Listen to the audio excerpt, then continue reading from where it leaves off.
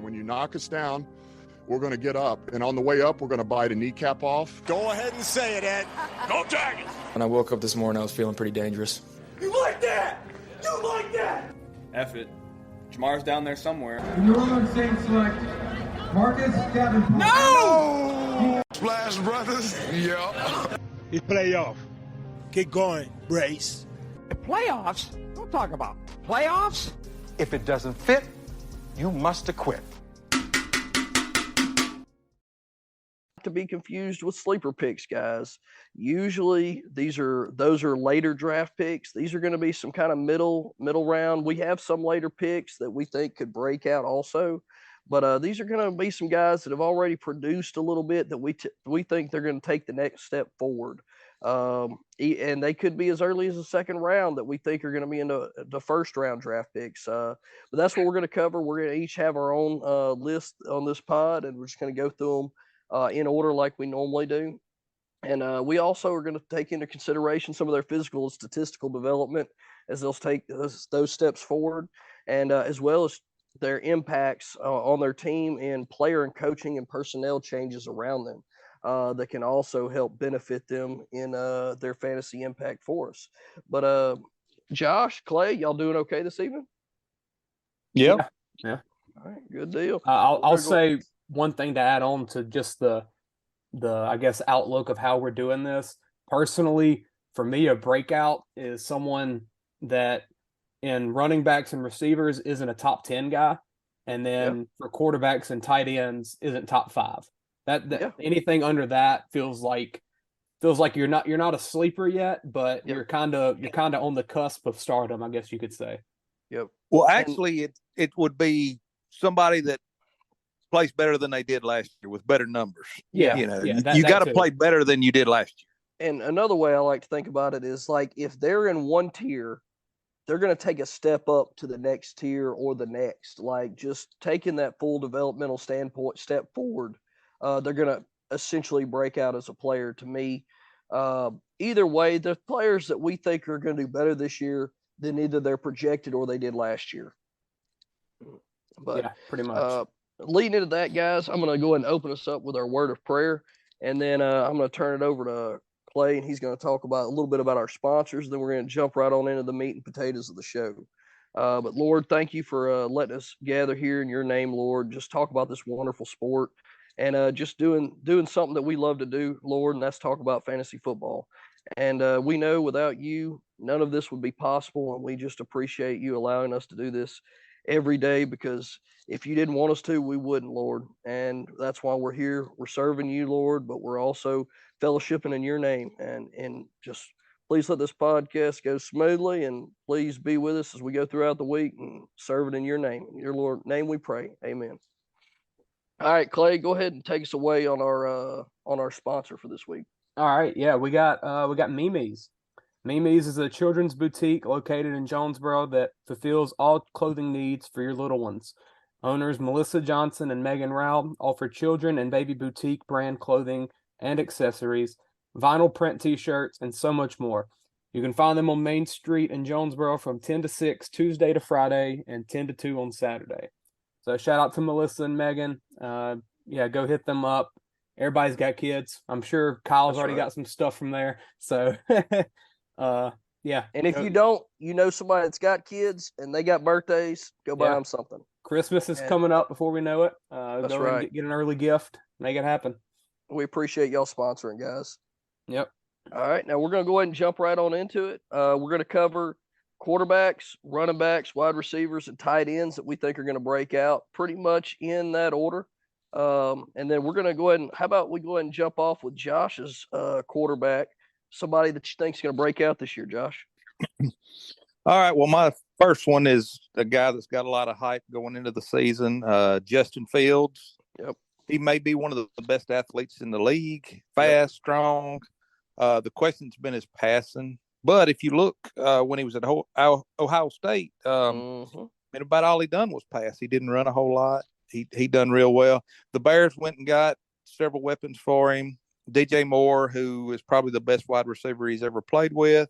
Yep. Chase Claypool. He still got Mooney and a very capable tight end with Cole Kmet. Yep. if you look at his passing numbers, they're very similar to Jalen Hurts and Josh Allen their first 2 years, and look what they've done their third year. Yep. It seems like the third year seems to be that year. You either bust out or you are a bust. I'm not saying he's going to turn into the passer that either one of them did, but there's possibility. There's upside. Just saying we should expect a major improvement in his passing. I think the Bears are going to try to get him going in that direction, and I think he's going to be motivated to do that. He's got a much better team. What he can do with his legs. In 2022, he had the second most rushing yards by quarterback of all time. I mean, that's saying a lot. All time. And last year he ranked 7th in rushing yards. He was tied for 12th with rushing touchdowns, and that's among all NFL players, not just quarterbacks. I expect a little decline in probably his rushing. I don't expect him to run quite as much, but I expect a big boost in his passing game. He's got legit weapons now at receiver. I mean, DJ Moore. Yeah, DJ Moore is legit. Darnell Mooney can be your 2. He's no longer required to be your 1. Chase Claypool, obviously a big body that if he can stay healthy, then that's another target. His wide receiver 2 last year was like Equanimous St. Brown or somebody. Like it was not one that should be a number 2. Actually, I think it might have been Dante Pettis who they did re-sign. He just retired. I know. Oh, Dante Pettis did retire? He went to the Giants and then retired. Oh, Lord. Well, it says they re-signed Pettis to a 1-year deal earlier in like May. So I wonder, that's kind of crazy. I think it was Dante Pettis. The one he started with the Niners, right? Yeah, he did. He got drafted by the Niners, and then they traded him or released him last year, and then he signed with the Bears. Is what this was the NFL on the NFL's website. One day ago, the Bears removed him from the NFI list, which is non-football injury. Did he retire and then there's no come back? There's no telling. But this was from back in May that it says they re-signed him. So I did not know he retired, but Lord, I'm not surprised. That's so weird. But somebody else they did. I know I'm thinking of Jalen Hurd. That's who it was. Oh, okay. From Baylor. Somebody they did sign that's interesting pass catching running back is Travis Homer. I don't know if y'all are familiar with him out of Seattle, but he was I remember third down running back. They signed him to a 2-year deal this offseason. But they also signed another offensive guard to a 3-year deal, Nate Davis, which is pretty good. And then they signed Robert Tonyan. Yeah, I know y'all are familiar with him. Absolutely. Out of and he's a pretty good pass blocking and catching tight end. Yeah, I mean, so, they got 2 good tight ends. Tight end too. That's crazy. Right. Well, and I would not doubt what they're thinking is running a lot of 2 tight end sets with those 2 guys that can both catch the ball. And I mean, they're looking to protect him. They put DJ Moore around him. I mean, obviously they're looking to help him grow and give him weapons, like y'all said. I mean, there's no reason to think he can't take another step forward. Like you said, Josh, he threw well in college, and he just needs the time and the ability here at this next level. I don't see why he couldn't take a step forward. And then, as far as drafting him, you still have that rushing floor, like you said, Josh. I mean, I don't think he's going to run as much as he did last year, but he might. And if he does, and he throws more and better, I mean, you're looking top 8 top 8 quarterback easy with that rushing floor, and that's what's holding down some of these quarterbacks that don't run, is they're not getting that extra boost in their stats right there. So well, I think he might have the biggest upside of any player in the draft, in the fantasy football draft this year. And I'm banking on at least a top 10 and possibly 7, 6, somewhere around there. I mean, I think top 10's his floor this year, unless he gets hurt. But what about you, Clay? Who's somebody you got? My number 1, this is a bit of a weird pick, but given the circumstances, I think it makes sense. I'm going to Deshaun Watson here. I love it. Deshaun he almost Watson made my list. I mean, he almost made it. He's essentially been out of football for 2 years. Yep. I mean, last year, throw that out the window. Yep. But at the same time, I think it was valuable for him to get out there last year, kind of get the rust out, get used to the new system with Stefanski in Cleveland. Yep. And talking about weapons, I mean, the Browns, Amari Cooper, Donovan Peoples-Jones, got Elijah Moore from the Jets for nothing. David Njoku's finally happy. Yep. They got a couple other guys at receiver that are down there. One of the best O-lines. Like, they've got the skills. Nick Chubb as well. I mean, great running back. It feels like a prove it year, not only for Watson, but for the head coach and play caller Stefanski. So it feels like if they're gonna figure it out, it's this year. If not, then head coach probably gone. You start feeling like this is a bad investment for Watson. I really think Deshaun Watson, as quarterback 8 right now, he definitely has that top 5 upside. And it feels like he's already broke out to us, but it's been so long that we kind of forget it. And you want to say he's getting underrated a little bit. I think he's an excellent value. Honestly, he's somebody I'm targeting as a quarterback. And that, like I alluded to a little bit, I think on the last pod, you weren't with us, Clay, but I was talking about that. I think I think we were live. I'm not sure if we were or not, Josh. It might have been a conversation off the pod, but I think this is the year where those in between, those outside the top 5-6 quarterbacks bounce back this year. Yeah, I think it's a year where we get those guys. We get that Deshaun Watson breakout. We get, some other guys I'm going to talk about here in a minute, Trevor Lawrence, Justin Herbert. Those guys step back up again that seem to not perform as well as we thought, like the top 5 did last year. I love it. And, we're so short-sighted because we forget about how good he was with the Houston Texans. Oh, yeah. And how bad the Houston Texans were without him. If that doesn't tell you how good somebody is, then I don't know what does, Yeah. And being a quarterback with all the pressure that he had last year, it's kind of understandable why he looked so bad. Yeah, he almost looked too bad, but I just think full off season, it kind of feels like he's out of the spotlight a little bit right now. I really have high hopes for him. Well, when you say out of the spotlight, I don't think he's really getting talked about enough. You don't hear a whole lot about him, and I think he might be somebody you could get later in your draft and really do good for you. He's going after Trevor Lawrence right now. Yeah, right now ESPN has him at 74 overall, so that's an 8th round pick. Yeah. I mean, like right now on Sleeper, 6, 7, 8. He's going 10th. Anthony Richardson is going ahead of him. Oh, wow. Now, I'm not saying if you could get him at 10, man, that's a steal. That's the 10th quarterback going off. But I'm not saying Anthony Richardson doesn't have upside. Yeah. But if I'm a betting man, and a lot of people are betting on fantasy football, I'm not betting on a rookie quarterback that is questionable, his questionable throwing abilities versus somebody that's been in the MVP conversation and given the weapons for the quarterbacks. Yes, Watson better weapons. Way better. By far. But yeah, so he's going after right now his ADP's 87. And Anthony Richardson's a 69. That's crazy, man. Wow.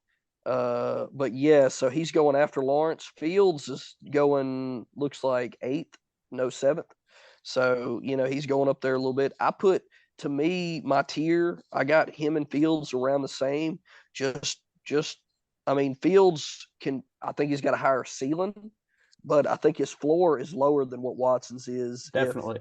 If something were to happen for his injury, or he just doesn't throw the ball as well as we're hoping he does. Yeah. Just a little bit of question mark there, but I view them kind of in that same area. But obviously Fields, his upside, he's getting drafted for his upside. Yeah, and if Watson isn't a top 10 quarterback, I'll be shocked. I really will be. Yeah. So, but yeah, no, great pick. Like I said, he was if I would have had 3, he would have been my number 3. And he almost was on there, but these two guys, one of them, Justin Herbert, is my number 1. I know he's kind of in that higher ranking, but last year we thought he was going to take that step forward into that top 5-ish range with his passing ability. He runs the ball a little more than people realize. Last year he cut back on it because he got hurt. And that's what a lot of people don't realize. He's another one of those quarterbacks that plays through injury. Like I don't know if we were, I think we were recording a pod or right before a pod. He got hit and like broke some ribs and still. Yeah, I think it was a Thursday night while we were doing the pod. It was, and he finished the game like with like his arm in a sling almost, just throwing it with his throwing arm, and he was like freaking just beasting it. I'm just like, you just don't see that with players nowadays. A rib injury is one of the hardest to when you're passing the ball. Yeah. Yes. And he even scrambled a couple times with that. And you could tell he was in anyway. Sign me up for that guy. If he's going out there, they drafted a wide receiver, number 1 overall. I mean, their number 1 pick in the draft out of TCU, dynamic playmaker. Last year we forget about how depleted his wide receiver core. I mean, Josh Palmer was his number 1 for a while, and then he got hurt. And then there was guys we didn't even know playing. You know, they signed some guy that hadn't even practiced with them on a Sunday and come in and played for him during the game. His tight end ended up being probably the biggest target for him there for a while. Right. And they got a new up-tempo offense and offensive coordinator, Kellen Moore from Dallas. All right, we know he can call play. We've seen Dallas be one of the top scoring offenses in the league the last several years. Now he's Justin Herbert's quarterback with all his wide receivers are healthy. Keenan Allen, Mike Williams, still got Gerald Everett there. And now we got Quentin Johnston, still got Austin Eckler. They signed, they re-signed their offensive line, and then they signed Rashawn Slater, their all-pro tackle. He's healthy. Last year he got hurt. That's exactly right. His all-pro left tackle that watches, I think it's left or his right. He's left-handed. It's left. It's his blind side tackle. And that was what was so big and not talked about enough about him last year. Yeah, he only played like 3 or 4 games, I think. Rashawn's back.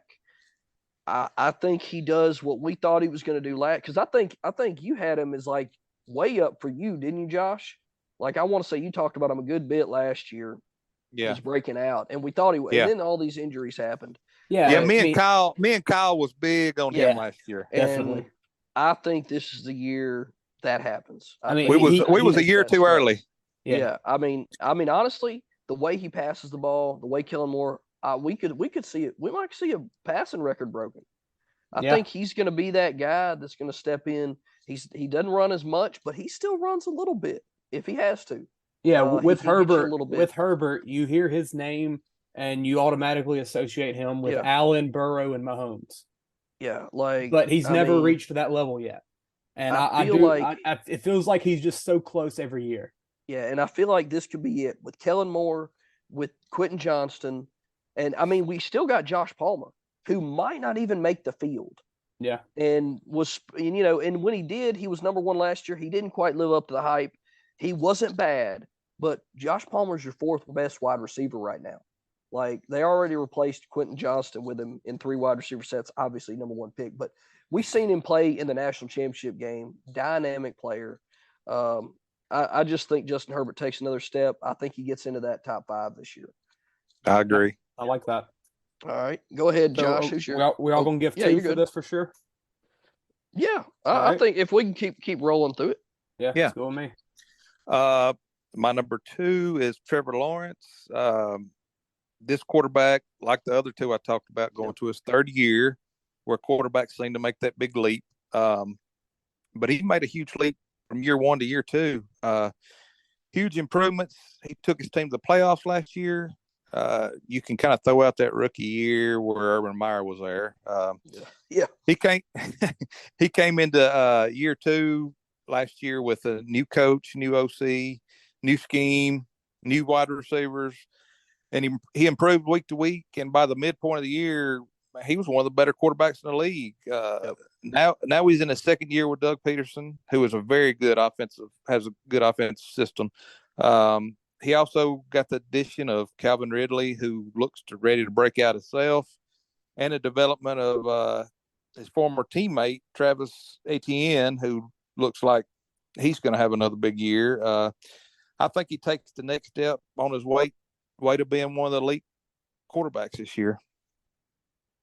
I completely agree. He was my number 2 also. You know, as we've said before on this pod, whenever we start duplicating guys, that should just redefine how strongly we feel about them, because we want to talk about them that much more. But I mean, he's a very popular pick among several fantasy analysts to break out and step forward this year, and his ADP showing that, as we were talking about earlier, getting drafted above Deshaun Watson. I mean, last year I had a friend of mine that drafted him in like the 14th or 15th round, and he sent me his keepers that he could keep, and he was like keeping Trevor Lawrence in like round 12 or something like that. And he was like, "Do you think I should keep Lawrence in 12?" I was like, "Lord, yes." Because I mean, last year he outproduced that by a far margin. Lawrence and my keeper league, Lawrence wasn't even drafted. Yeah. So that tells you where he was last year. Yeah. So I mean, anyway, all right. I think he takes a next step forward. We're just to pretty much hit on just a couple things that Josh said. Takes another step forward. Doug Peterson's offense is super fantasy friendly and offensive friendly. He's a great quarterback developer. The best years we've seen of Carson Wentz was with Doug Peterson. I mean, we thought Carson Wentz was an MVP. We thought he was going to be the next guy. And then they fired Doug Peterson for some crazy reason. And where's Carson Wentz been since? Right now, he's wearing three different teams' clothings at one time, putting up practice videos. Okay, so and Doug Peterson, I mean, super creative offensive coach too. Not just a good but creative. I mean, there's a reason he came up with a Philly special. Don't forget that, guys. Yeah. Doug Peterson's offense was the Philly special. People forget, we're so short-minded nowadays. We forget about the past so quickly. Also, like I said, Calvin Ridley on top of Zay Jones kind of breaking out last year with Christian Kirk coming through with that big contract that everybody thought he wasn't going to live up to, and he did. Evan Ingram, great pass-catching tight end. Still got to stay healthy, but great pass-catching tight end. ETN coming into the year healthy. Remember last year, we didn't even know if ETN was going to be healthy for game 1 last year. He's been healthy all offseason this year. They drafted Tank Bigsby, who seems to be kind of a, I guess you could say, goal line back for him. And I really think he's going to play a bigger role than that'll some be people good think. That'll be good to keep. That's right. ETN fresh. And it's kind of what we expected with James Robinson last year, a year before, one of them. You wanted kind of let him be the Thunder, let ETN be the Lightning. That's right. And I think if ETN can stay healthy, he's a big factor. And my last but not least favorite reason for him taking a big step forward, his division. The Colts. That's true. The Texans and the Titans. Yeah. Now, the Titans are probably the most formidable team in that group, but Mike Vrabel's defense isn't ever going to be terrible. Yeah, but also, you got Doug Peterson scheming up against them. Yeah. I mean, in today's age, we've talked about it before, it's geared toward offense, especially penalties and the pace of the game. Everything's geared. Yeah. And I'm going to put money on offense versus defense nowadays, unlike in the past. So give me the better offense. You get to play the Colts and the Texans twice, so that's 4 games. Yeah. I mean, I know. And if that doesn't give you good projections, then I don't know what does. So, definitely. But that was my number 2 also. So let's go ahead and move on to your number 2, Clay, and then we can rock on. Yeah, I mean Watson, great. I mean not Watson, Lawrence, great choice. I went with another one that he has his ifs, obviously, but if he stays healthy, I feel like Tua is a great option here. Mm-hmm. Tua number 111 overall on ESPN right now, so that's a 12th round pick. Surprisingly, right beside Aaron Rodgers. Did not know he was that low. But yeah, Tua, if he stays healthy, Tyreek Hill, Jalen Waddle, Mike McDaniel. I don't think I have to say anything else. That pretty much is it. Like, you have two guys that could go for 1,500 yards each, and I wouldn't be shocked. Mm-hmm. And if Tua stays healthy, last year they were putting up points, putting up like 30 a game, something like that. I mean, he's like a dark horse MVP candidate solely because of what that offense can do. And yeah, I mean, Tua, obviously, if you take him, you might want to double dip and take a Geno Smith or someone like that feels a little bit safer with him. But I mean, for the value, I think it's a great pick. Yeah. No, well, Hill's already said he's going for 2,000 yards this year. Yeah. And then Jalen Waddle's going to be wanting to do just as much as Tyreek. So, and something I do think might happen. I do think they sign another running back, especially with the A-Chain. mm-hmm. I don't know if y'all know, but he had an injury. I don't think it's expected to be big. He might be back by now. Let's see.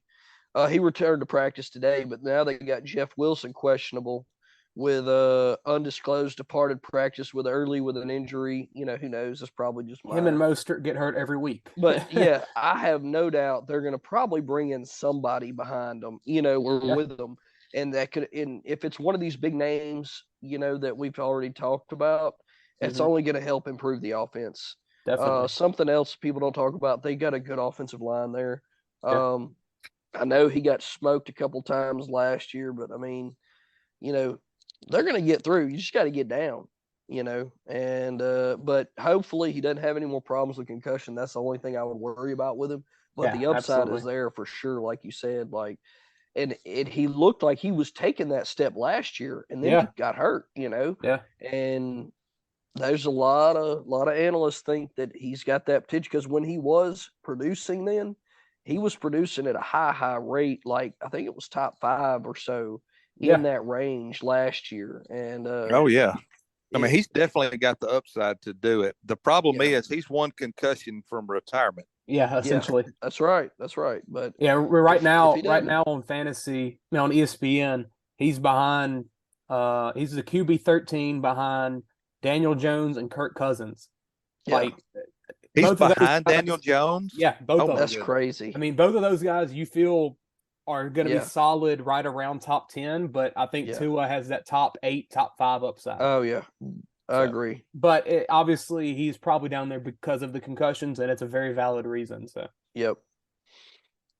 Definitely could be somebody that's going to break out this year if he stays healthy and has a good chance to if he stays healthy, for sure. Like Clay said, though, if you do pick him, you got to get another one. Go with some insurance. Usually I'm not a backup quarterback type of guy, but I mean, with him, take a Kirk Cousins or take a Geno Smith. Somebody safe, someone like that. Well, if you're waiting that late, you've probably filled your team out already. To take, so you could take 2 back to back. I know that'd be crazy, but you could take 2 back to back with safe floors and you could get him and Kirk Cousins both. I mean, I think you're set. Jared Goff, maybe. That's what I was about to say. That's QB somebody 21, else. Derek Carr. Dude, and that's just crazy to me. I don't know what Jared Goff's what his is, but I don't know what else he needs to do. Yeah. And what that team has to do for him to get some recognition. Like, anyway, right now. He'll be on ESPN. Jared Goff is QB 21. Derek Carr is QB 22.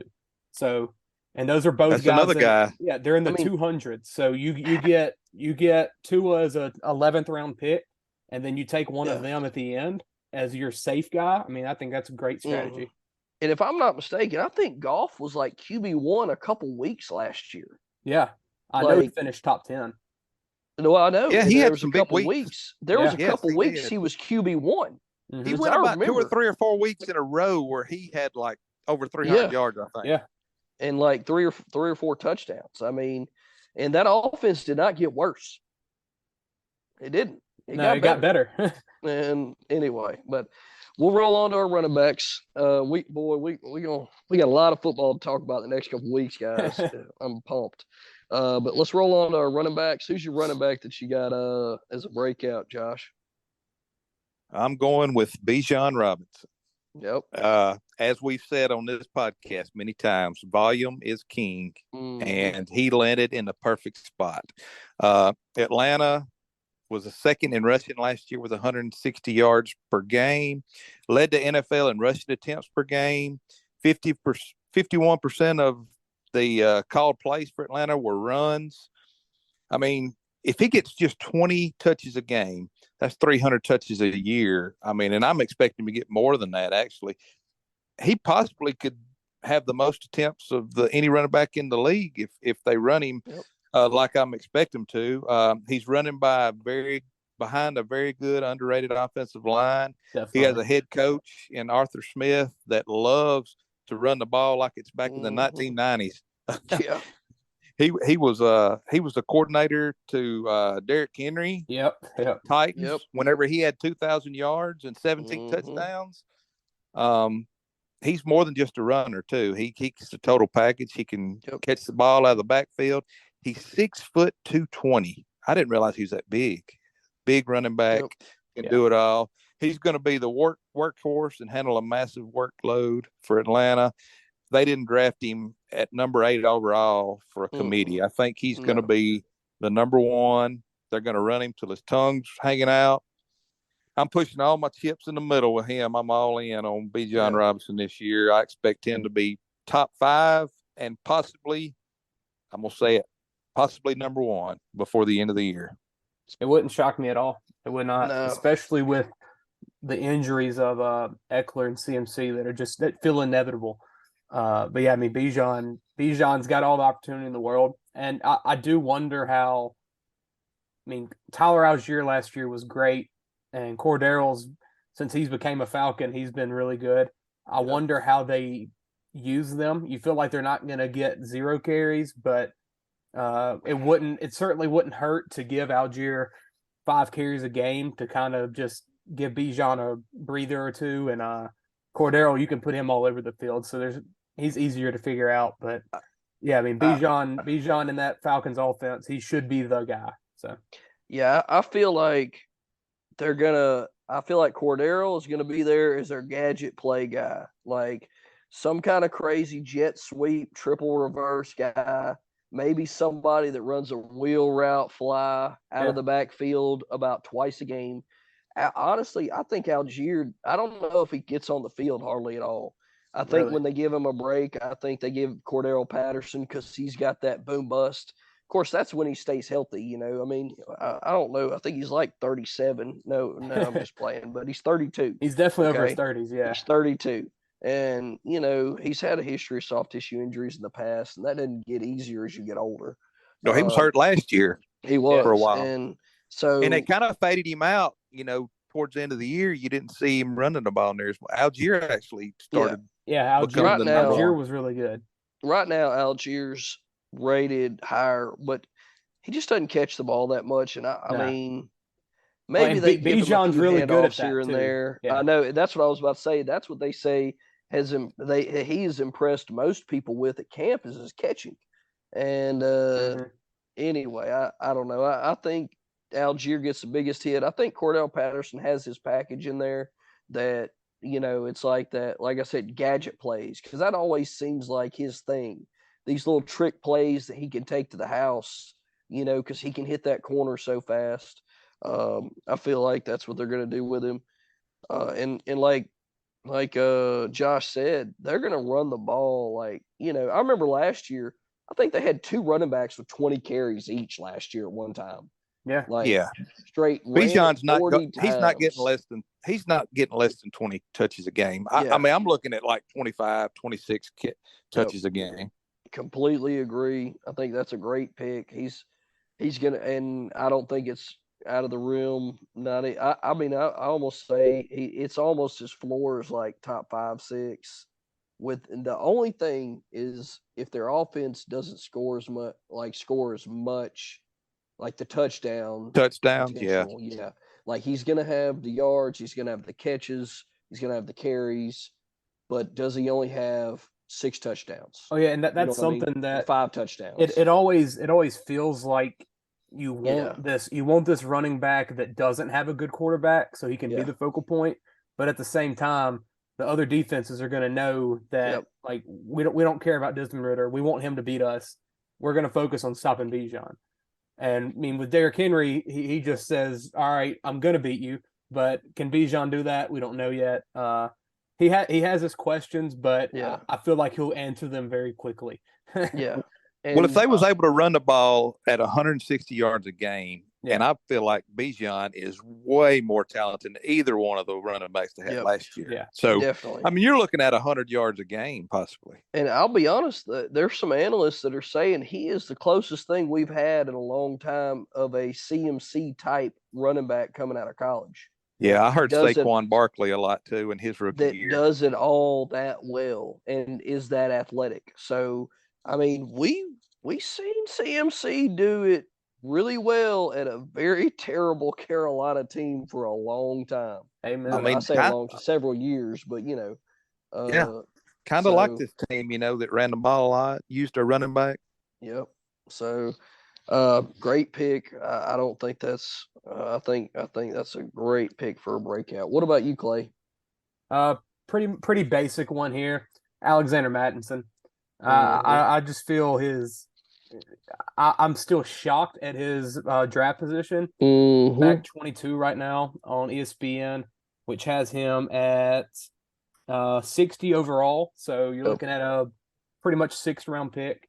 I know we talked about it on the first podcast, Derek, about how we don't understand why he's there. Nope. We think this has him essentially as a running back 3, maybe running back 2. I wouldn't be shocked if he's a top 15, top 10 type of running back this year, because we know the volume that RB1 in Minnesota gets, and when he's had the opportunity full on, he's shown that he can handle it.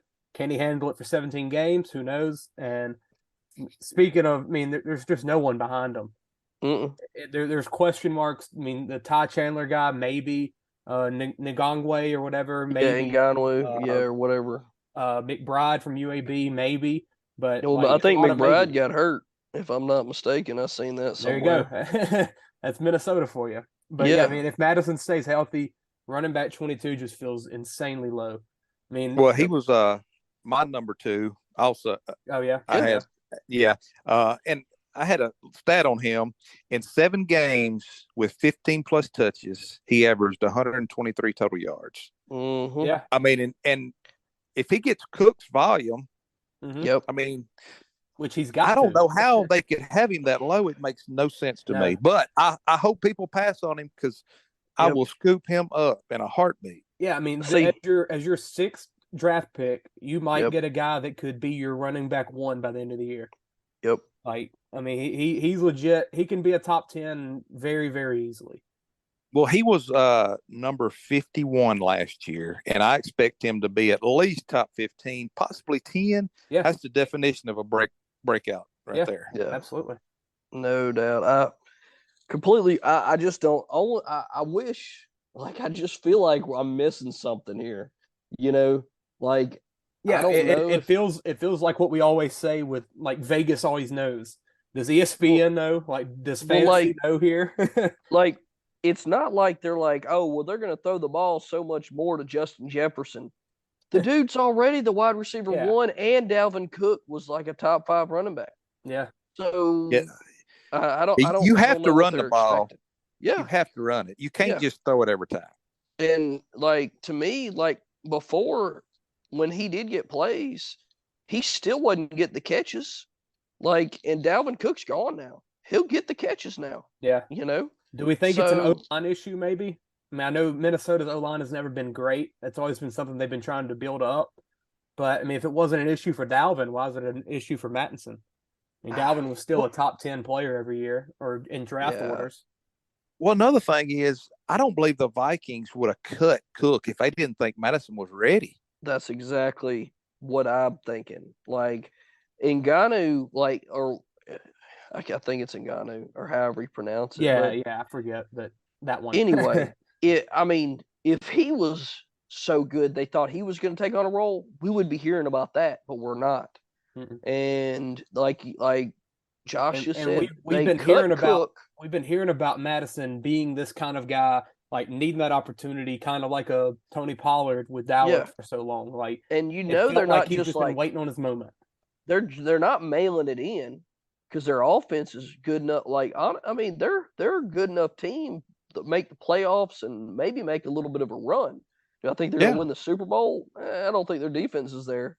But their defense is worse than last year, but their offense is the same. Their offense is great. Yeah. So I think it's a great pick. I've got him on one of my dynasty teams, like we're talking about. I'm targeting him heavy in drafts because I can get it. Even if I wait at RB, he can still be my RB3 off my draft board. I mean, well, he's the target if you go just say 3 wide receivers right off the bat, and or maybe 2 good wide receivers, a tight end, and you needed the running back, 5th or 6th round. He is the perfect target. Definitely. Yeah, I would not feel bad about reaching for him in the 5th round or so ahead of some of these guys. Like, I mean, right above him, you have James Conner, Miles Sanders, Alvin Kamara, Rashad White, Damian Pierce. Like, I wouldn't feel bad taking him over any of them. I'm taking him over all the ones you mentioned. Yeah, definitely. Yeah. And that right there is getting you into about 35. I really think, other than James Conner, he's got the least competition. James Conner has no competition. Yeah, but I mean, but he's on a terrible team. He is. Which we'll talk about him, not this pod, but eventually, because he's on my to talk about list. But he has and he's on a terrible team with no competition. And you want to talk about somebody they're going to run in the ground? Yeah, Lord, because he won't make it through the year. He won't. But he will not make it through the year. Until he does, he's going to get all the touches. But anyway, great pick. Definitely think he's going to take a step forward as a player, and I think he's going to be somebody we're going to be talking about next year. Top 10 running back at least. With the volume that he's going to get out of that team, I really would like to see him get the catches too. That's what I was looking at. He just hasn't gotten the catches that I think he can handle and make people miss in the open field, make moves like, Cook got those screen plays a lot and those little short dump off passes all the time. And they never really went to him with that. I feel like if he gets that really pushes him into that next, that top tier. Yeah. I think I've seen something. Dalvin, it seemed like he did, but he only had 36 catches, which I guess that's a good amount for a running back. Yeah. But they're going to throw it to Jefferson if they throw it. Yeah, that's true. But yeah, great pick. My number 1, Miles Sanders. We talked about him on the last pod. I mean, and I got it typed here. I was like, we talked about him a fair amount on the last pod and our expectations on him, but I think he breaks out for him and what he can do. I think he takes a step forward with his volume. And if you want to hear a lot more about that, you can go back to our last pod. We'll talk a little bit about it here. I'm not going to go too crazy in depth on it, but I just think you got to mention he's the RB1. He signed a big deal with Carolina. Offensive friendly, new head coach Frank Wright, rookie quarterback that's probably going to dump the ball off a fair amount. They're going to hand it off to him to take the pressure off Bryce Young a fair amount. They got improvements to their O-line. Their defense is super underrated, which is going to help keep their offense on the field more often than not. Underrated team altogether. It really and they're going to keep. It's going to keep them competitive, so they're going to run the ball instead of having run to throw heavy it a ton. Run heavy team. I mean, Frank Wright, and like I said on the last one, Frank Wright was the head coach when Jonathan Taylor was RB1 overall. Yeah, that's exactly what I was going to say. I'm not saying Miles Sanders is going to be RB1. But I am saying he's going to be far better than that low-end RB2 who he's been drafted as several years. I think he's top RB2, if not low-end RB1 at the end of the year, pure basically off volume, and he stays healthy. Yeah, the talent has never been the question with Miles. That's right. It's always been, I know Kenneth Gainwell's there. I know that's right. Austin Scott, Corey Clement. Like, I mean, Philly, he wasn't going to get more than like 70% of the carries in Philly. That's Even if who's their backup? Is it Chuba Hubbard still in Carolina? Yeah, Chuba Hubbard and Blackshear. And we seen that what don't they scare do. me. Whenever they're number 1, we all thought, "Oh, pick them up, blah blah blah," and then yeah, they really weren't that great. Yeah, that you know? Deontay Foreman was their guy that kind of took that step Yeah, last year. he comes in off the street and then takes over the backfield, and then now he's gone. So, he's gone. So it feels like if Sanders can get 80, 85, 90% of the touches at running back, that he really can take that like legit top running back step. Not to mention, we got to talk about the division. Now you got the Saints, but then you got the Bucks and the Falcons. Yeah. Probably the worst division. 4 games right there. And against... even as much as we love the Saints, probably the biggest need that we always talk about is our linebackers. So, I mean, the front 7 and linebackers and D tackles. I mean, Miles is going to be running right up in that. So, yeah. I like it. I like him a lot this year. He's one of those guys going later that if you could draft as your RB2, I'd like to have somebody a little bit more sure as an RB1, but I think if you draft him as an RB1 with 3 stud wide receivers and a stud tight end, I think you're still happy with him as your RB1. Give me him and Madison back to back. Yeah, with some wide receivers. And honestly, I'm glad I'm not in any drafts with you guys because that's probably what I'm doing. So, but anyway, that's my guy. And I don't know if there's anything else y'all want to talk about him, but we talked about him a good bit last week. Yeah, so let's go ahead and move on. I'll give my other one real quick. Yeah, go for it, Clay. James Cook. That's who I got. Running back 26 overall, so even lower than Mattinson. We've got him right now as 69 overall. I mean, that's 7th round pick, almost 8th round pick. He's getting all the talk out of camp. Devin Singletary's finally gone. It feels like we've always wanted a Buffalo running back to succeed, and it feels like this is actually the time where there might be one that's fantasy relevant. I know, yes, Singletary, Naeem Hines even took some time last year. Who's the other one? There was another running back that was in there. Zach Moss, I believe. Zach Moss, yeah. Moss and Singletary were the 2. They're all gone. I mean, now they're all gone. Naeem Hines is hurt. It's Cook, and I don't even know. Damian Harris. They did get Damian Harris. I forgot about that. Yeah. But they're saying, I'll tell you, there was concern about that early, but they are saying when you watch them practice, the only one on the field with the ones is James Cook. Yeah. So it feels like this is the time for Cook to break out, and I think he can be. I don't think he'll be a top 10 guy, but top 20, top 15 definitely feels like that. I mean, as a running back 26, that just feels low. It really does. Well, I don't know if y'all remember last year, but his first carry was a fumble last year. Yep. Do y'all remember that? Yeah. And it took him a while to get back on the field.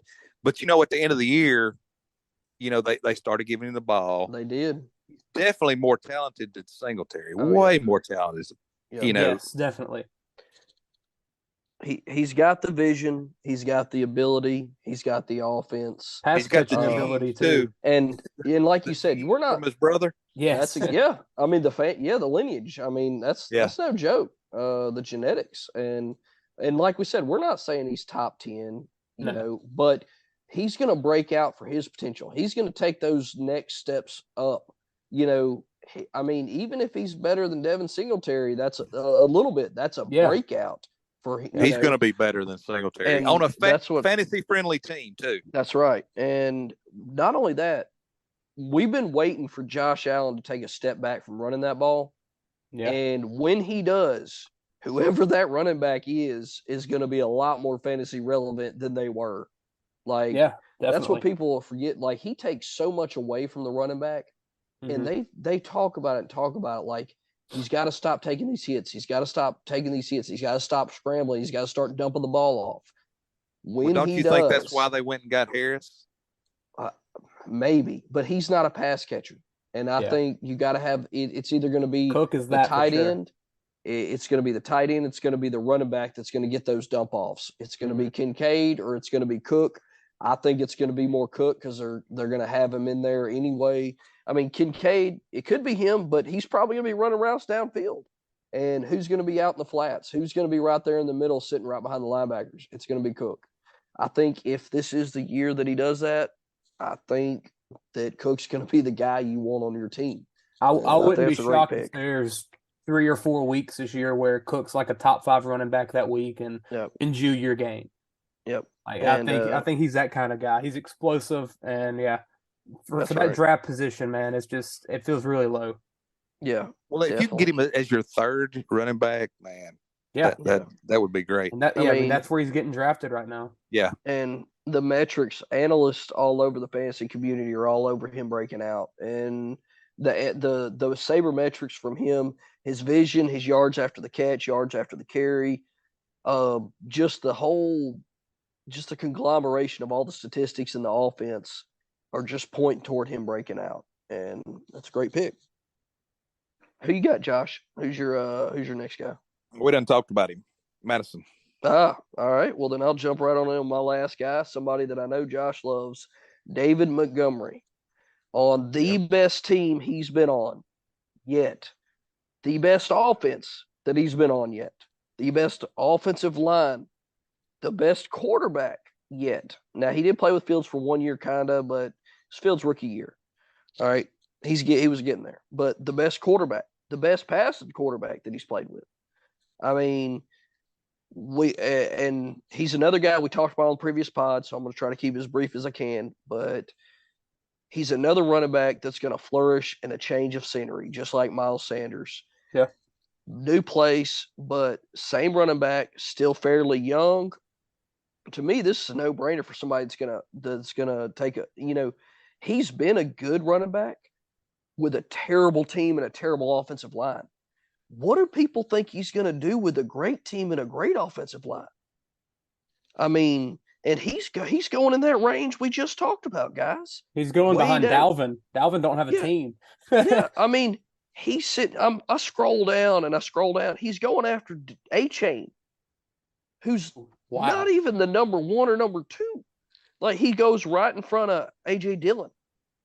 He's going after James Cook. I mean, I don't know. I don't know what people are expecting. I think he's bottom. I think he's at the end of the year. We're talking. I mean, yes, Jamar Gibbs is there, but we still. I mean, I'm not saying he's not going to do it. I'm just saying we don't know what he's going to do in the NFL. Some of these guys get drafted high, and they just don't quite pan out yet. What if Jamar Gibbs does what James Cook did last year? Yeah. Well, give me the Jamal Williams role from last year. Give me double-digit touchdowns. And that's what I'm saying. We're looking at the Jamal Williams as a floor and a lock, and we still have that untapped. And he's better, I believe, than Jamal Williams. Not only that, he's gonna have. Whoever they got in there is gonna have to pass block too, because they ain't gonna want nothing to happen to Jared Goff. They got a good offensive line as it is, but pass blocking is not one of those things that rookies come in and excel at immediately. So if that's something where they're going to limit Gibbs on the field, they're going to get him the ball when he does get on the field. But, I mean, I think it's going to be Gibbs getting 15 touches, and I think it's going to be Montgomery getting 20. Yeah. It's just me. And not to mention the goal line touches. Yeah. With Montgomery, it's never another one like Miles Sanders. It's never been a talent question. It's an opportunity. Montgomery, he had Tariq Cohen behind him. Last year he had Khalil Herbert, and then obviously on a terrible team in Chicago.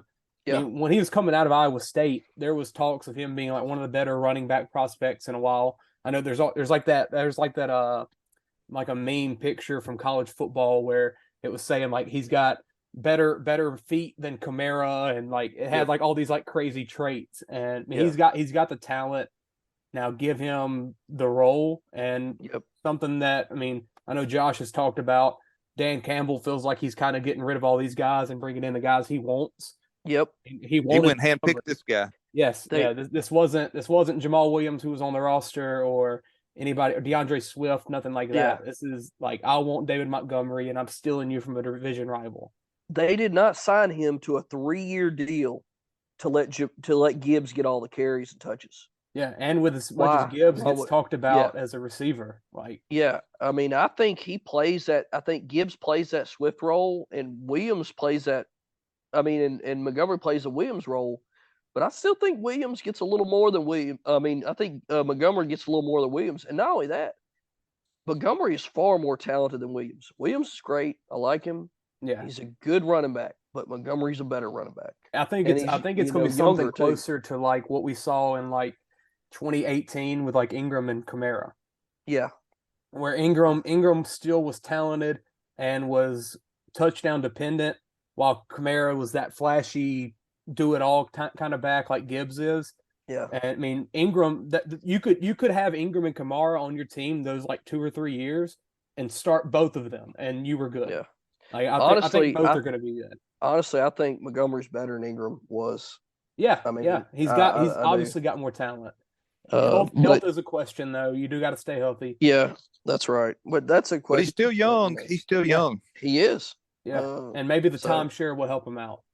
But yeah, hang on. I'll tell you his age right now. 26. Well, it might help out that the other team knows that you're going to be running the ball every time like he was in Bears. So now he's not going to have a stacked line. That's exactly right. Yeah. That's something else that I did remember talking about that. And I mean, thinking about that, and I was like, he's not going to be facing those 8-man fronts like he was in Chicago either. Because, I mean, you got Amon-Ra St. Brown and you got not Hawks. You got Jameson Williams, who will come back eventually, Marvin Jones, but they're going to throw the ball. And you got Gibbs. I really think they're going to be on the field a lot together, and kind of like Williams and Swift were. And we're going to see Gibbs in the slot a fair amount.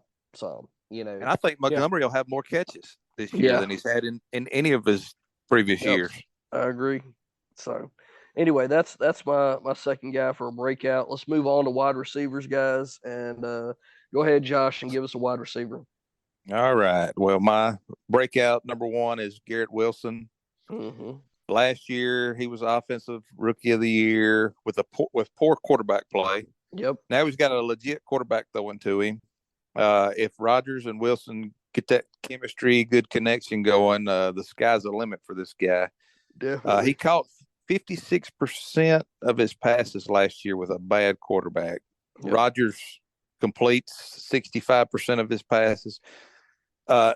Adams averaged 11 targets a game and threw from 18 to 21 with Rodgers. So this sets up for a chance for big production. He could definitely probably see breaking into the top 10 this year, possibly 10, 11 targets to a very young wide receiver in this second year with better quarterback play. He had 1,100 yards last year. I see him surpassing that by 400 or 500 yards possibly. Yeah. Which would put him right around last year. That would have been right around, I think, third in yards per game. Yeah.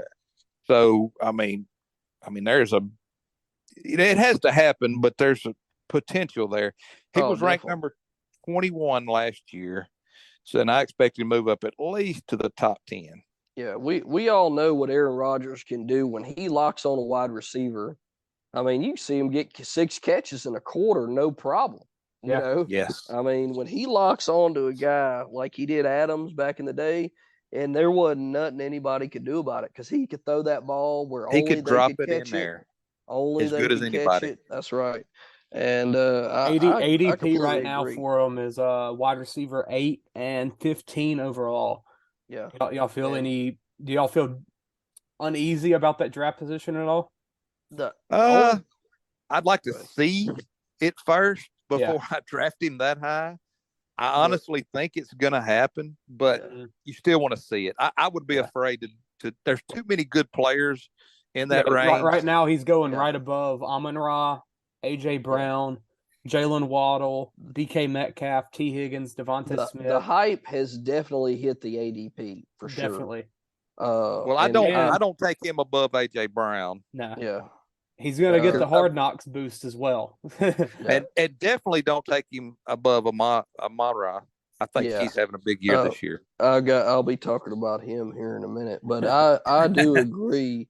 I do agree with you. He's got the potential. The only thing that worries me is we all know how temperamental Aaron Rodgers can be. They're still new. Now, if he gets that trust with him and then he makes some mistakes, if he does any, then it'll be okay. But if he starts that first couple games and Rodgers goes to him and he makes the wrong break and Rodgers ends up throwing a pick or they turn the ball over on 4th down and he thinks he's going to go back shoulder and he doesn't go back shoulder and they turn the ball over on a 4th and 5 or whatever, we've seen Aaron Rodgers. It's gonna be Lazard and Cobb all year.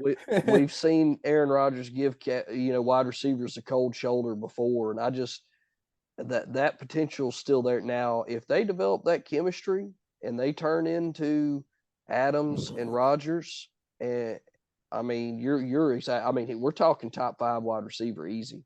Well, I don't know if you've watched any of the Hard Knocks, but it looks like looking. Yeah. Yes, it definitely looking good. And Rodgers looks happier than I have seen him in 10 years. And that's another thing too. He was miserable in Green Bay. He was. You don't realize how bad it was until you see this show and how happy he is. Definitely. Dude, whenever I seen that interview with him and he was smiling and laughing and joking the whole time, I hadn't seen him that happy in man. Back. It's scary. It's scary for the NFL. I can tell you. But a motivated, happy.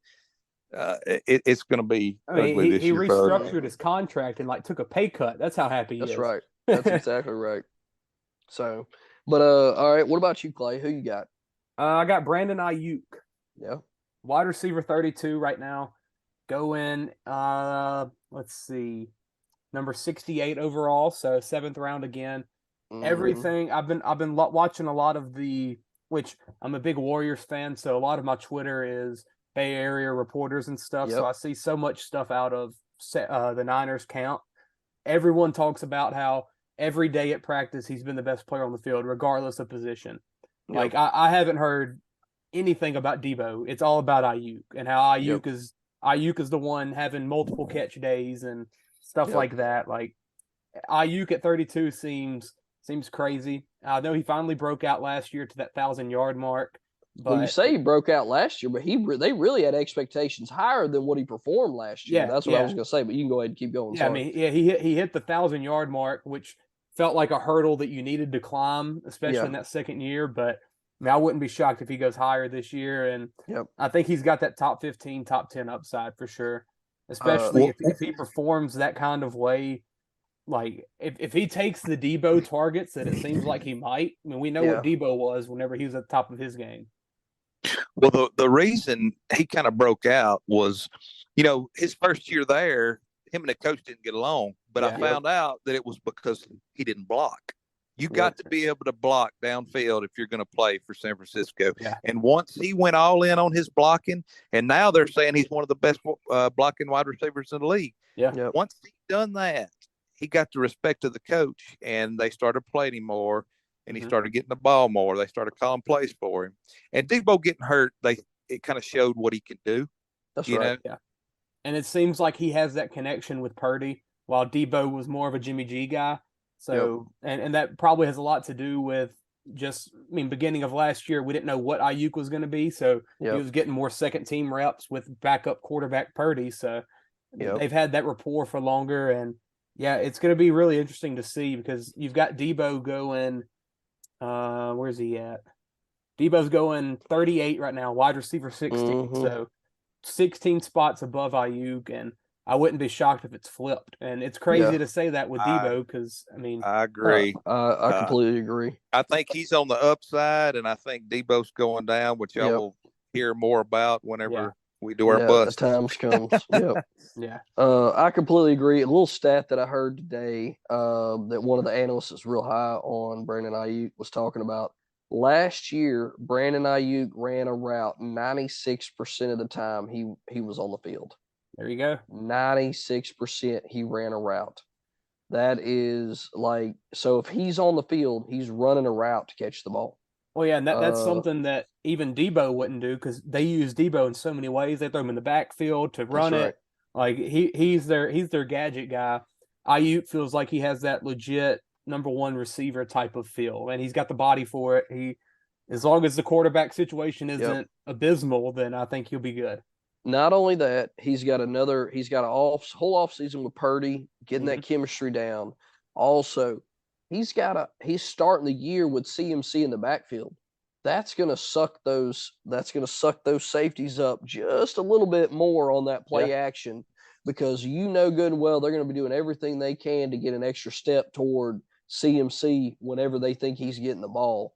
I think that helps open things up. As crazy as it sounds, for Ayuk to reach his full fantasy potential, you almost want Kittle, CMC, and Debo to be healthy. That's While right. in other situations, you would want you would want that guy to become the only weapon. It feels like Ayuk thrives off everybody else being there and then kind of just being forgotten. Yep. But no, great pick there. I like that a lot. I'm gonna roll right on into my number one guy, and that's gonna be Amari Cooper. I like that. Last year, he kind of took a step. He kind of really outperformed his value big time. People did not they were not as high on him as I think they should have been then. I was not sure. Yeah. But the more I think about it after seeing what he did last year, and let's not forget Deshaun Watson made DeAndre Hopkins the number one wide receiver in fantasy. I think it was 2 years.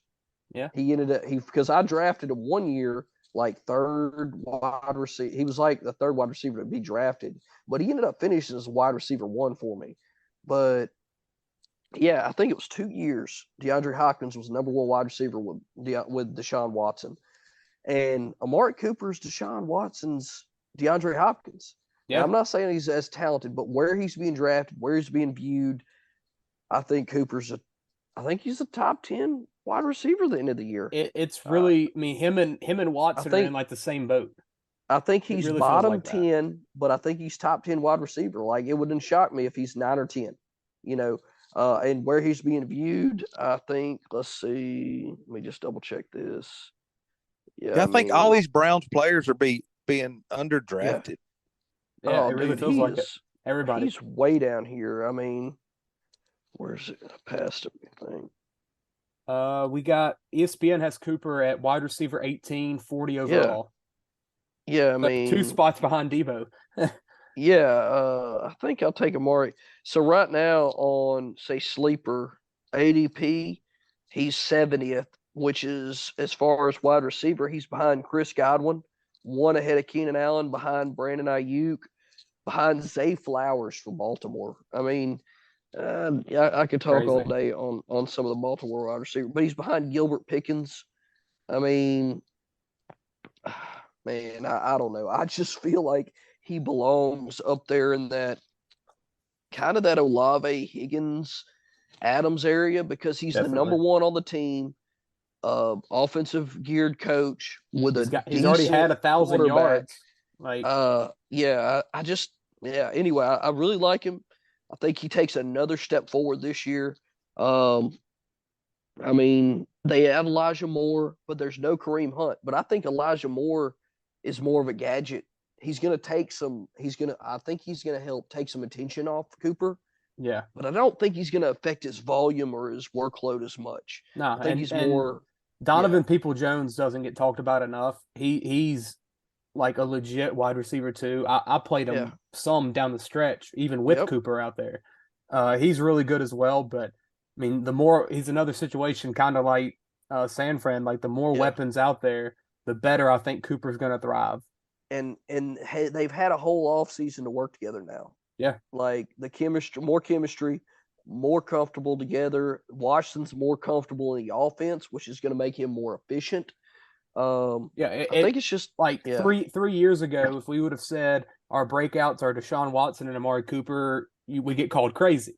But it just like they're at this weird point in their careers where they're kind of getting forgotten, and I wouldn't be shocked if they're quarterback 5 and wide receiver 10. Like I think they can be that kind of duo. Completely agree. So who did you want to talk about him some, Josh, or you want to move on to your second guy? I agree. I agree with what y'all saying. Yeah. So who's your second guy, Josh? All right, I'm going with Garrett Wilson's teammate at Ohio State, who was picked 1 place behind him in the draft from our New Orleans Saints, Chris Olave. Who dat? Mm-hmm. We can't do a show without having a Saints player on our list, can we? No doubt. No doubt. And also, I'm going to say this, Wilson and Olave, who last year become the first rookies from the same school with 1,000 yards. Yep. Anyway. Jefferson and Chase went out the same year. And I hate to say it, but I almost think you got to say that Ohio State's wide receiver Wait a minute. We got possibly number 1 and number 2 wide receivers in the league from LSU. No. Well, yeah, you're right, probably. But after that, what's our? They're definitely number right. two. They're definitely number two. No, you're right. They're not wide receiver. They're it's LSU and then it's them. You're right. I mean, sorry, I was completely wrong. Off of depth, I think Ohio State's got its beat because I guess our three is probably Odell. Wow, yeah. Ohio State. But Odell, man, some of the best catches ever made in the NFL. But right now, no, you're right. You're right. Hey, Smith and just that Jefferson. we're talking about this. That, it's just Ohio that we're talking State. about LSU like this, though, is crazy. Yeah. You know, and you can't go wrong with drafting anybody from LSU or Ohio State to draft. And then we got Jackson Smith and Jigba. Yeah, Scary Terry. We don't even know. Yeah, McLaurin. I mean, I think we got better quality. They got more quantity. Well, you got to throw Bama. Definitely got the quantity. Yeah, I mean, Bama it's as well. crazy. Bama's got Waddle, Ridley, Smith, Amari Cooper, Jerry Jeudy, Amari Cooper. But I think Ohio State still got them on quality. Yeah, you know? yeah. I mean, but I think those two. Yeah, obviously though, Jefferson and Chase are good to carry LSU. Definitely. If Jefferson and Chase were 1 and 2 at the end of the year, I would not be surprised. Yeah, like they were. Yeah, pretty much last year. So yeah, they just got to stay healthy. Yep. But anyway, go ahead. All right, sorry. Back to Olave. He should. He's got a big improvement at quarterback, I believe, with Derek Carr signing with the Saints. Completely agree.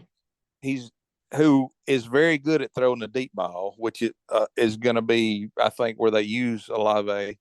He had a great rookie season, 72 catches, 1,042 yards, and 4 touchdowns. But I think he left a lot on the field. I still think he's got a lot of room for improvement. I think he could have had a better year, even though he did have a good rookie year. After that hamstring injury in week 15, he was out 16, and he kind of struggled towards the end of the year after that. I think he bounces back in a big way with Carr. He was wide receiver 25, I think, at the end of the year last year. I think he's easily could break into the top 15 or higher. Yeah. I'm sure if you're drafted in Louisiana, he's going to go off the board way higher than that. You're right about that. Fans. But I think he's primed for a big year with the Saints this year. Yeah, I think his ADP is finally caught up to where he's going to perform. But compared to last year, he definitely takes that step forward, breaks out. Like right now on Sleeper, he's projected to go right after Diggs, right before Higgins. So he's kind of, Higgins at 2, but he's going before Adams, going before Devontae Smith and DK. I mean, we're talking two picks after Cup, 3 after Amon-Ra. But yeah, no. Go ahead. You'll have to draft him way too early. But I think you're exactly But I think you're right. I think he takes that next step forward and is that stud wide receiver 1 that we've been looking for since Michael Thomas. I'm throwing him out there early in auction drafts. He might go for $50. Somebody's going to spend all their money on that. Where's Mark? Where I have a dynasty. It's a keeper league, but it's kind of a dynasty league. We've been playing it so long. But if you have a 50-plus yard touchdown, it's like 12 points for 1 catch, 1 touchdown with the bonus, which I mean, I know y'all play in some crazy bonus leagues too. Yeah, but 100 yards.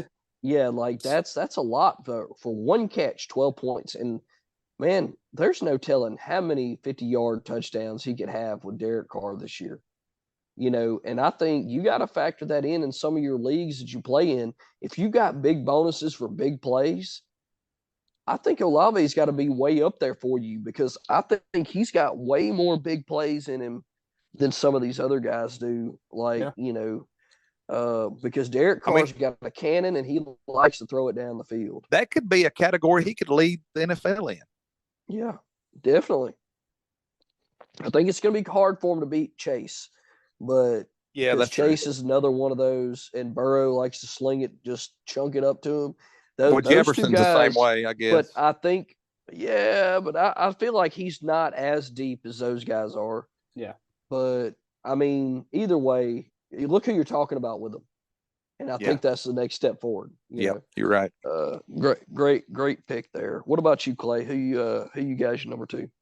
I was looking. I don't know. It was a hard one to decide. I think I'm settling in on Michael Pittman. Yeah. It was between him. There's a lot of guys in this like 33 to 36 range. Him, George Pickens, Treylon Burks. I don't know. I feel best about Pittman.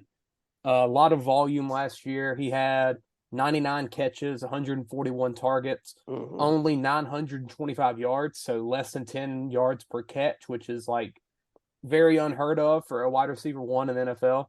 Only 4 touchdowns as well, so I wouldn't be shocked if you see him get into that 1,200 yards, 7 touchdown kind of range, which really boosts him. Anthony Richardson's a quarterback. I've heard nothing but like great things out of him from camp. Like it feels like he's a legit kind of quarterback. Obviously, he's still a rookie. He's still got questions, but it's better than Matt Ryan. I will make that statement. Matt Ryan was awful last year. Who was their other one last year? I forget. Oh, that cat from Texas. Sam Ellinger and Nick Foles. Those are the 2. Yeah. I'll take Anthony Richardson.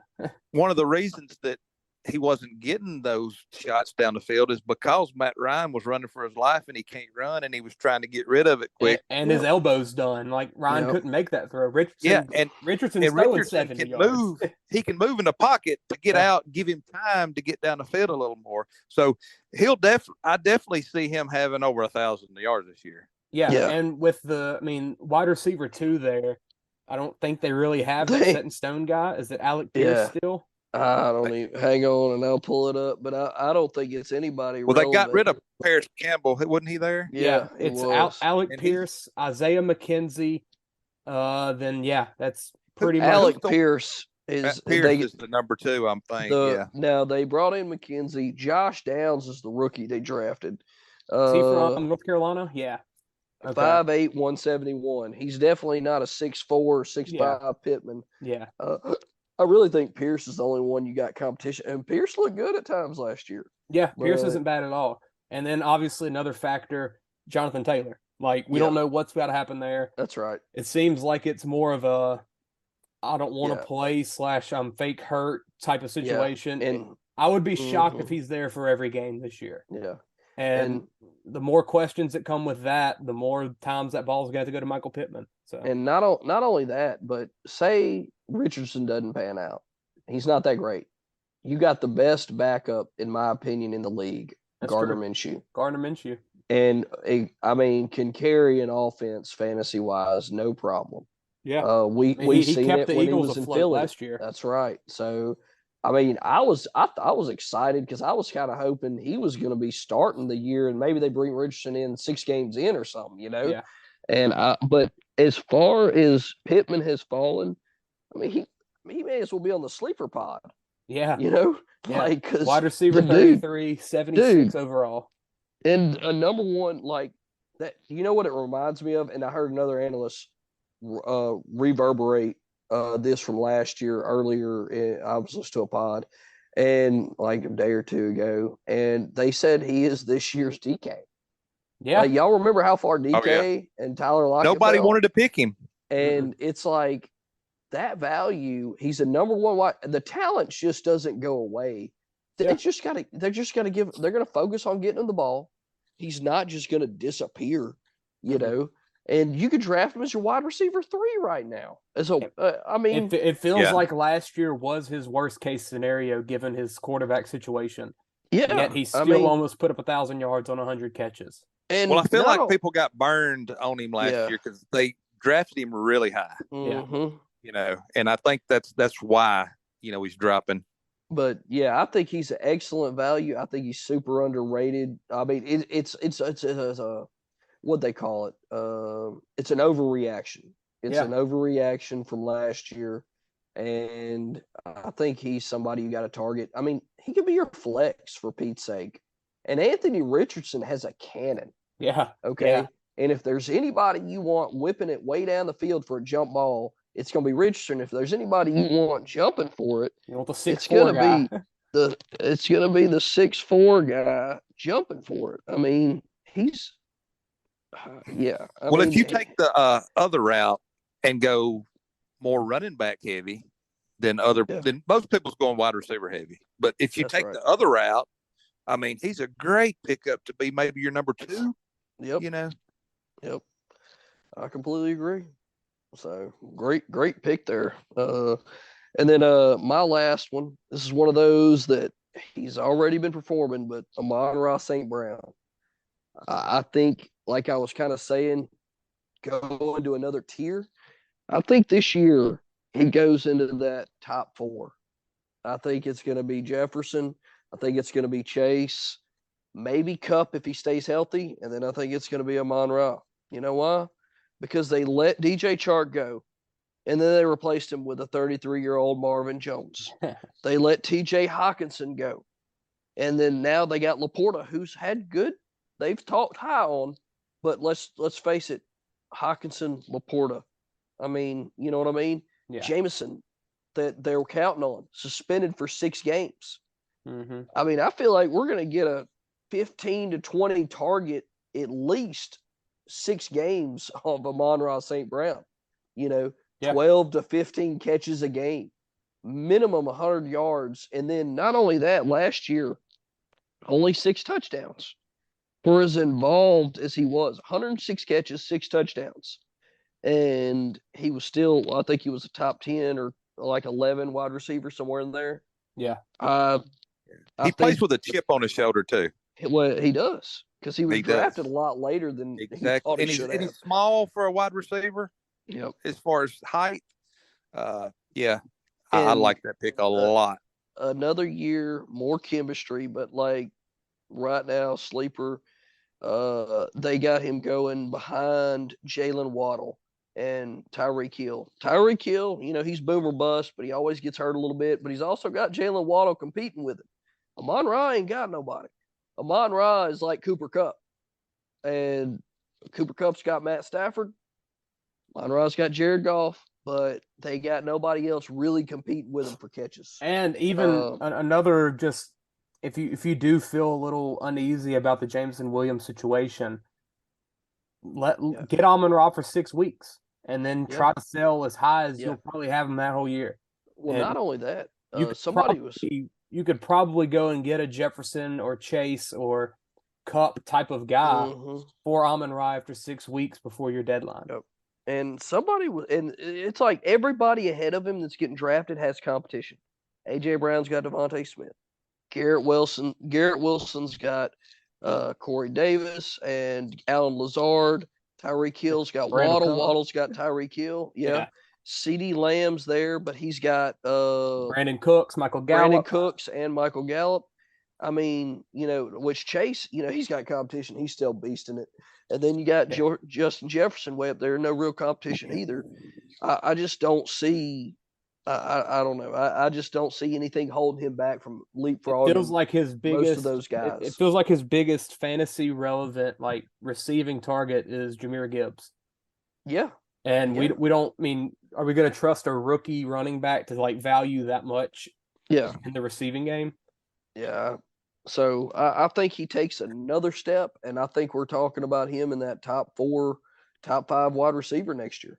The only problem I see with him is I feel like everybody feels like that, and everybody likes him. And I think a lot of people are going to their draft target him. Matthew Berry has him as his ride or die this year. And, everybody's going to go in and be like, well, if Matthew Berry likes him, and I know our group loves the Lions after, watching them last year. And I know how it's going to go. You better get him early because he ain't going to last. So that's the only thing I see. I think he's going to be drafted really high. So if you want him, you got to get him in the first round or top of the second, or you're not going to have him. I think he's extremely worth an end of the first round pick. Like if you're going 0 RB, I think he should be one of your first wide receivers. To me, it's Jefferson, it's Chase. Whichever one, honestly, to me, they're interchangeable. Jefferson's probably, the more locked because he's done it. But I still think I think that's a coin flip to me they could either one of them could be number one at the end of the year. Yeah, I wouldn't doubt if Chase didn't get the number one this year. I wouldn't be surprised at all. And then it's Cup, and then it's Amon Ra for me. That's just that's I the way still I see think Hill is above him just because when he says he's getting 2,000, I kind of believe him. He's just. I feel like those hamstring injuries, and he's not as young as some of those other. Let me see how old he is. Probably 29, maybe 29. But that speed ain't left him. The speed yeah, is still there. You're right. And he worked with Skylar Thompson last year. Yeah, that's right. So, I don't know. That's just me. I think. But we're talking about top 5 either way it goes. If you can interchange him, and he's still top 5. Yeah. So yeah, it definitely feels like he's a top 5 kind of guy this year. Yeah. But anyway, moving on. We got tight ends. More things. Tight ends to talk about. God bless. Let's do it. Yeah. So let's go ahead, Josh. Who's your guy? All right. My number one, and we kind of talked about this. It could actually be a sleeper because of where he was last year. But I'm going with Greg Dulcich. He showed signs in his rookie year with a subpar quarterback. Russell Wilson was bad last year, which I think him to be better this year. I mean, the Nathaniel Hackett disaster. Yeah, I think a lot of that was offensive scheme. And I don't know about y'all, but Russell Wilson seems like the kind of guy that's just like a nice guy. He's like, all right, we'll just do it your way. You're the coach. And it was terrible. But now Hackett is the OC with the Jets. Yeah. But it's kind of crazy to me, though. Rodgers, Yeah, they love each other. Dude. They love each other. But is that because Aaron Rodgers kind of influences that a little bit more, where Russell Wilson's like, you just do whatever you think, coach? Yeah, I think he's more. I think he's just more suited for the offensive coordinator kind of role. As we say so many times on the pod, some guys just need to learn their coordinators. Dennis Allen, yeah. But I get maybe just having too much power in your hands makes you kind of lose it. I don't know. But yeah, I think Hackett's better as an OC, and we've seen that he's had success. But completely agree. Crap, that Broncos offense last year was a mess. But Dulcich, it was a mess. That's right. What a random guy to come out of nowhere and kind of be like the brightest spot of the team last year. Yep, really productive in the time that he was there till he got hurt. And him and Wilson had a connection when they were connecting. And we all know Sean Payton can use his tight ends. Lord. And yeah, that's what I know had you were that, getting there. Got to upgrade at coach, of course, with Sean Payton. And look what he done with Jimmy Graham. He was probably one of the best tight ends for 3 or 4 years. And I don't think anybody's worried about Adam Troutman taking touches. So. No. And he had a nice little stretch last year. He only played 10 games. He started the year off hurt, got in, played pretty good for about 10 games, and then got hurt again. And I think during that stretch, I might be wrong, but he was right around the top 10 tight end in that stretch. So better coach, better quarterback this year. He should easily crack the top 15. Yep. And I think possibly top 10 this year. Yeah. I like it a lot, honestly. He's another one of those guys, kind of like Michael Pittman, you could almost throw on the sleeper pod because he's going so late. Definitely. But I think he fits a breakout because he's going to take a big step forward compared to where he was last year and where he has been. I think he's going to jump into another tier. I think he's one of the future. With the tight ends, like it feels like anybody outside of the top 7 or 8 is a sleeper essentially, because no one's going to draft 2 tight ends, or if they do, they're the worst team in the league. So, and usually that last group from like 8 to 15, you never know which ones are going to get drafted. Yep. It's really like Evan Ingram right now is the tight end 9. I wouldn't be shocked if he don't get drafted, and someone like Dulcich does get drafted. So, you could possibly get him with your last pick. Yeah. Yeah. Definitely. Oh, you definitely could. Definitely. I'll go next. Go the no tight end and just pick him up like Definitely last round or two. Yep. I've got David Njoku, who tight end number 10 right now, going 90th overall, right in that group with Pat Fryermuth and Evan Ingram, two guys who also have their questions. Njoku, I think it's our third round of the night. We've got the quarterback, we've got wide receiver 1, now we've got the tight end 1. Njoku has a lot of talent, and we've seen it pretty much from the jump, but he's never really been truly happy. He's requested a trade out of Cleveland a couple of times and finally got his extension. Seems happy. Seems like he's just, I don't know, feels like he has the time to take over that legit tight end spot. And man, I wouldn't be shocked if he maybe at the edge of a tight end 5. It's so hard to, like, for one of those guys, like solidified guys, to take that drop, but top 8 feels pretty good for Njoku, in my opinion. I mean, he's one of those guys we've been talking about with the potential and athleticism to break out for years, and he really never had a good quarterback to do it. Yeah. Finally, we get to Deshaun Watson. He seems fairly healthy. They seem to develop chemistry last year. He had some kind of really big games. I think you're exactly right. I think he takes another step forward this year and is a little bit more consistent, which is something that's always been bad on him in the last couple of years. He hasn't been as consistent as we would like to see, which honestly, what tight end has? I know they were talking on a fantasy show today. Almost every tight end except for like Kelsey, and I think that might have been it, had at least multiple games of 1 or 2 points. Like several games, 1 or 2 points throughout the season last year. Every one of them except for Kelsey. Yeah. Like, I mean, even Andrews had, I think they say had like 3 games with 2 or less points or something like that. Yeah, with Lamar out, it was so weird sometimes, that offense. But I think he could develop. I think he could have a little bit better of a safer floor with Deshaun Watson under center. And honestly, you argue he's the number 2 pass catcher in that offense. Yeah, definitely. So I think between that's a great call. him, DPJ, and Elijah Moore, never like one of them's going to step up. Man, Njoku feels like, especially touchdown wise, that he can be that kind of guy. Yep, I think it's a great call. What about you, Josh? Who you got? For my number 2, you have you done your number 1? Sorry. Yep, my bad. Nope, number 1. All right. We talked about this guy already. New player, new place.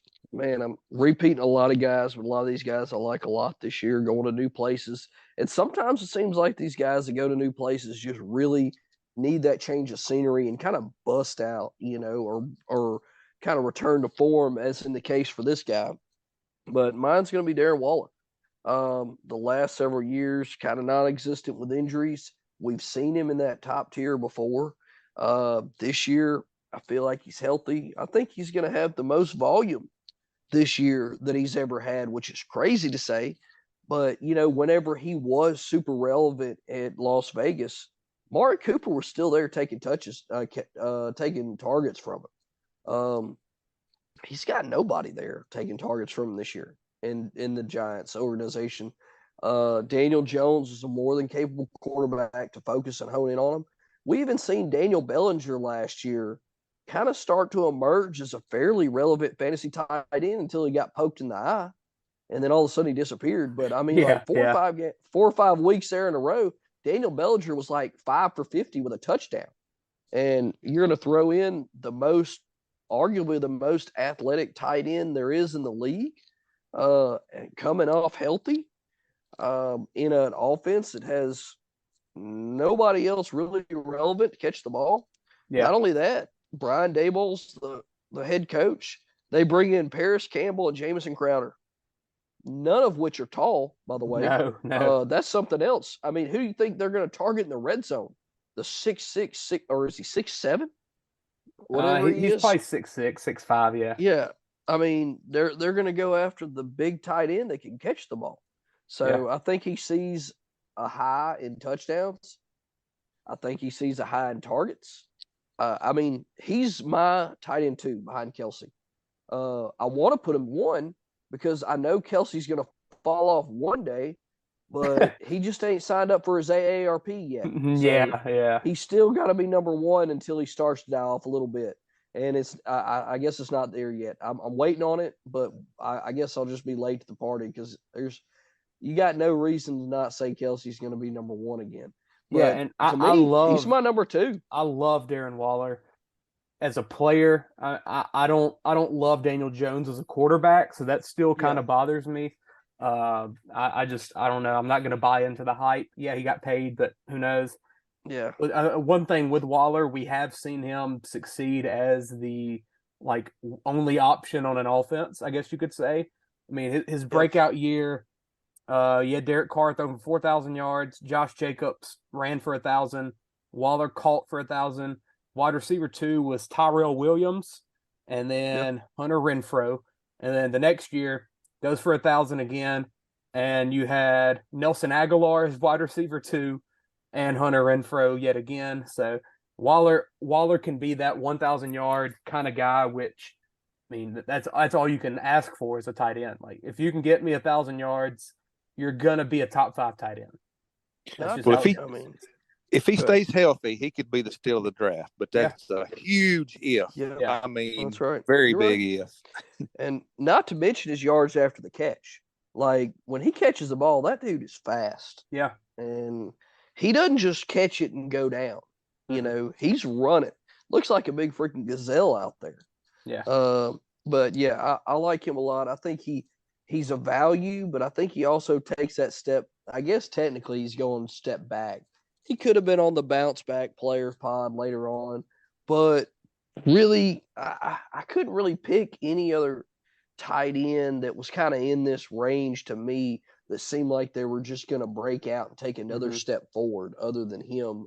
And he's kind of more of a bounce back. It's a similar situation to Watson and Cooper. Yeah. They kind of took a year or two off from this elite level, but now it feels pretty good that they're going to be back. Right now, he's 58 overall on ESPN, so you're right behind Mike Evans, Mike Williams, Hollywood Brown, right above James Conner.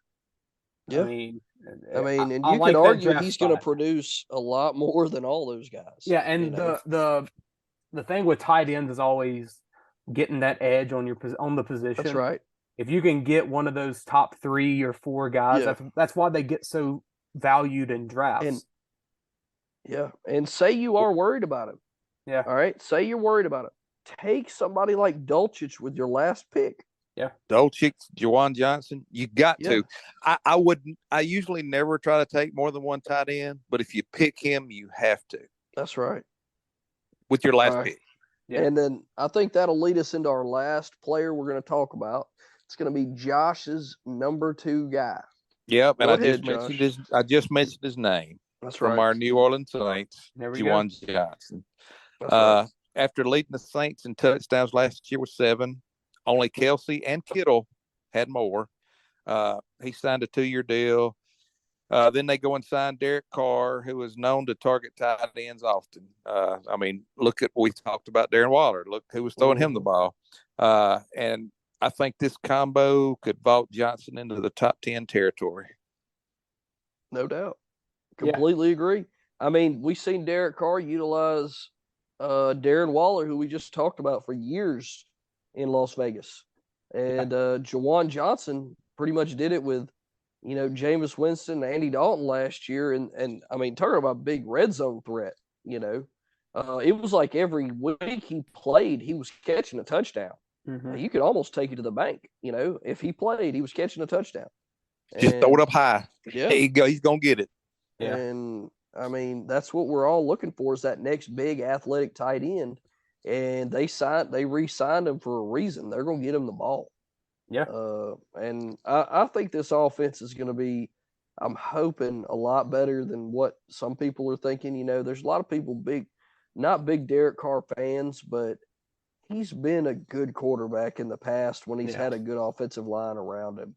And he's got the weapons for sure. Yep. And our offensive line is not as good as it has been in the past, but it's still not bad.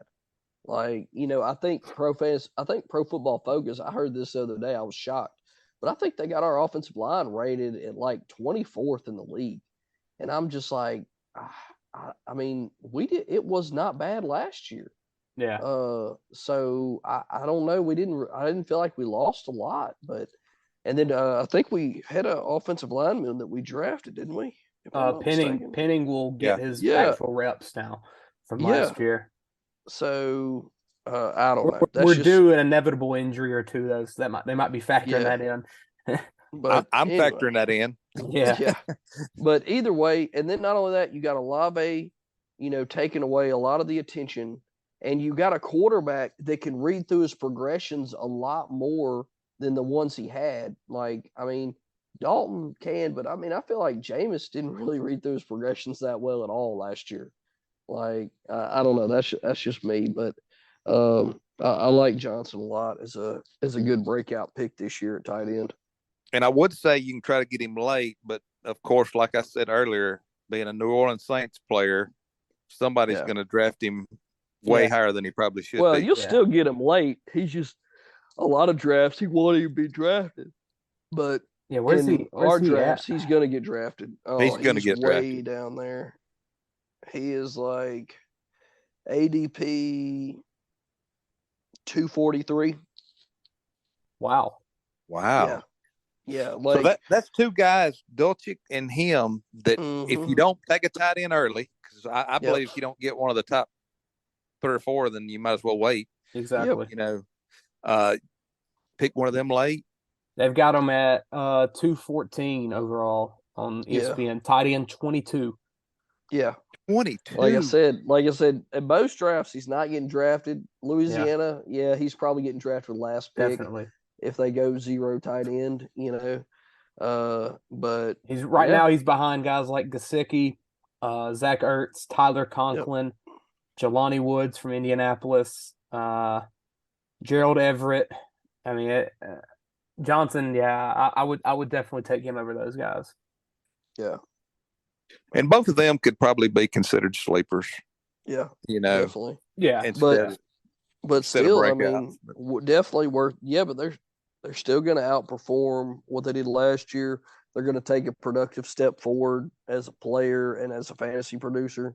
Yeah. And that's essentially breaking out, Mm-hmm. But that's going to wrap us up for our breakout fantasy pod this week. Be looking forward to next week. We're going to come up with a couple. We're going to try to get out about 2 pods a week right now, guys, before the season gets going. A lot of stuff to cover over the next couple weeks. I'll probably hit you up with some more injury news on the next one, just to kind of update where we're at on a couple people. But it's going to be real brief on that front. We'll probably have a big injury pod before the season starts, just so everybody can be completely up to date on that. Yeah, I think that'd be a good thing, like the week before Labor Day or something, whenever most people are drafting. Yep, big injury pod before that, just so people can kind of have an idea where players are standing, if they're going to be ready or if they're not going to be ready.